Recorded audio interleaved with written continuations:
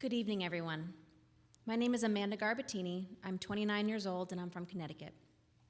I am honored to be here tonight among such gifted doctors, researchers, caregivers, and my fellow LFS survivors and thrivers. We are all here tonight because LFS has touched our lives in some way. And of course, none of us would be here if it weren't for Arthur Levine, Frederick Lee, and Joseph Fraumeni. We thank them for their tireless dedication and research. My journey with LFS began when I was 11 years old after I was diagnosed with rhabdomyosarcoma in my left calf. Because the tumor was so large and was intertwined with my muscles and nerves, the doctors wanted to see if they could shrink it with chemotherapy before they tried to operate on it.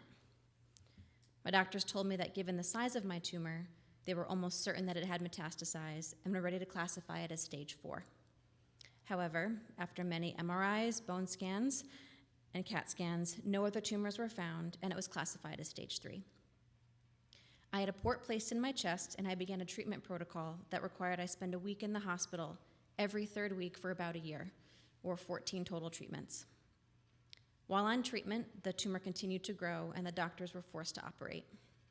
They knew they would not be able to remove the entire tumor without permanently damaging my leg and ability to walk, so they left positive margins, hoping that the chemotherapy and radiation would take care of any remaining cancer cells. During the surgery, radiation beads were implanted in my leg, and I spent a few days in a lead-lined room at Yale New Haven Hospital. I continued my chemo protocol and began a 5-week outpatient radiation treatment as well. I lost all of my hair, including my eyelashes and eyebrows, and the treatment made me extremely sick and weak. My blood counts were consistently low, and I had to take a year off from school. About a year and a half after I finished treatment, I relapsed. The tumor had returned, and this time, amputation was my only option. At age 13, I had my left leg amputated above the knee and began a 3-month chemotherapy treatment program. Shortly before my amputation, during a routine CAT scan, the doctors found a spot on my 4th right rib, which turned out to be an unrelated cancer called chondrosarcoma. A couple of weeks before the amputation, they removed my rib and part of my lung to ensure clear margins. I completed my treatment, and for the time being, life went back to normal. I finished middle school and was able to walk during my graduation on my brand new prosthesis. I started high school and even made the volleyball team. I thought all of my medical troubles were behind me. But during my senior year of high school, I noticed a small lump near my groin. It had appeared very suddenly and had the outward appearance of a cyst.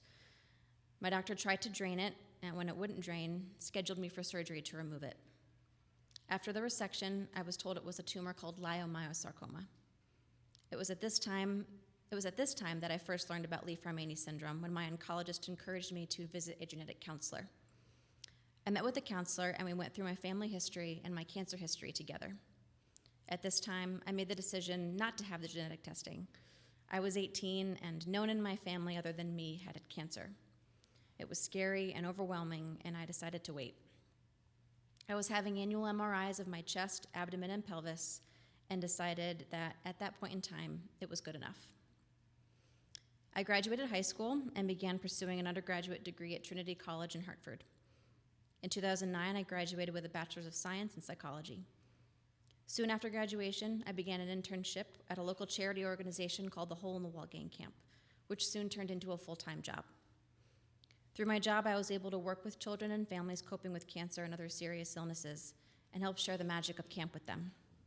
Life was great. I had a wonderful job and incredible friends and family.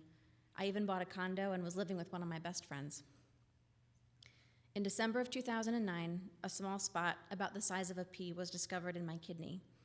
It was removed laparoscopically, and I was told it was a tumor called clear cell carcinoma, my 4th type of cancer. Thankfully, no other treatment would be needed. I continued to have annual scans of my chest, abdomen, and pelvis, which were all clear until 2013. I was seeing a new specialist, and while she was reviewing my chart, she said that given my history, I was at a very high risk for breast cancer. And she scheduled me for a breast MRI right away. My insurance denied the coverage for the scan. I was 27 and was having no symptoms, so they could not justify a reason for the scan. The surgeon, Dr. Zuckerman, called me personally and urged me to have genetic testing done. She said that if I had the genetic abnormality, insurance would cover the breast MRI. Otherwise, we could wait to do the scan. I didn't know it then, but Dr. Zuckerman saved my life. I met with a genetic counselor for a second time. We went through all of my history again, and I was still the only one in my large extended family to have cancer. The counselor told me that although most cases of Li-Fraumeni are passed down generation to generation, there are a few cases that occur due to a random mutation. It was still overwhelming and scary, but at 27, I was at a much different place in my life than I was the first time I saw the counselor. My questions for her this time were not focused on me, but on my potential future children. What the odds were that I could pass LFS on to my kids, and what were the steps I would need to take to ensure that I didn't pass it on. I was told that if I had it, there was a 50% chance that I could pass it on to my children. All of a sudden, it wasn't about me anymore. I knew I could never take the chance of having one of my kids go through what I went through, so I decided to have the test. Learning that I had Li-Fraumeni syndrome was one of the hardest things I've ever had to endure. But as they say, knowledge is power. After taking some time to process, I realized that the diagnosis ensured frequent scans and cancer screenings, which would catch any cancer in its early stages. So, all things considered, it was good news. Of course, there were the why me moments and the times of weakness, but my overall outlook remained positive. Resilience and perseverance are critical components to anyone coping with a serious illness, especially LFS. So, shortly after I received the news of my diagnosis, I began rock climbing, skiing, and learning how to ride a hand cycle to compete in races and marathons. All you can do is make the most out of what life gives you, and I intend to live mine to the fullest. I don't just want to survive, I want to thrive. After LFS was confirmed, a breast MRI, now covered by insurance, revealed a 5 millimeter mass. A biopsy confirmed aggressive stage 1 breast cancer, and thanks to Dr. Zuckerman, it was caught early. This would be my 5th type of cancer, all before I turned 30. I began chemotherapy in February 2014. 2 days after my first treatment, I found myself in New Hampshire ice climbing for the first time. Cancer hadn't slowed me down before, and I wasn't gonna let it this time. I continued to climb all throughout my treatment.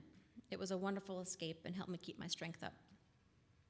1 week after I finished chemotherapy, I competed in a 12-person, 200-mile relay along Cape Cod in my hand cycle. In fact, I even delayed my mastectomy just so I could compete in the race. Needless to say, my doctors and my mom weren't too thrilled. But one thing I've learned about cancer treatment is that whenever you can, you have to do it on your terms.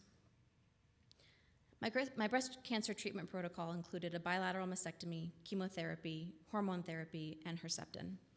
Normally, radiation would be a part of it as well, but due to LFS, radiation was out of the question.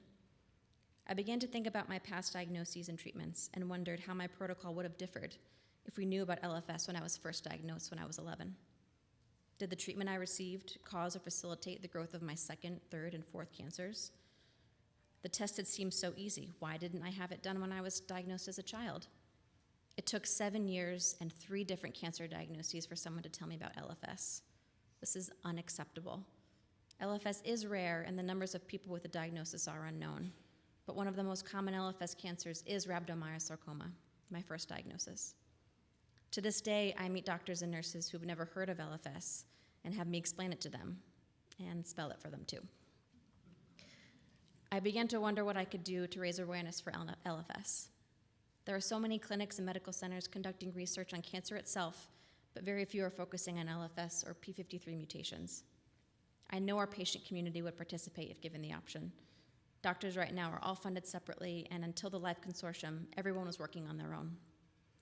So I ask all of the brilliant academic minds in this room, what can I do? What can we do right now? I want to help. We want to help. What will it take to bring LFS to the forefront of cutting-edge scientific research?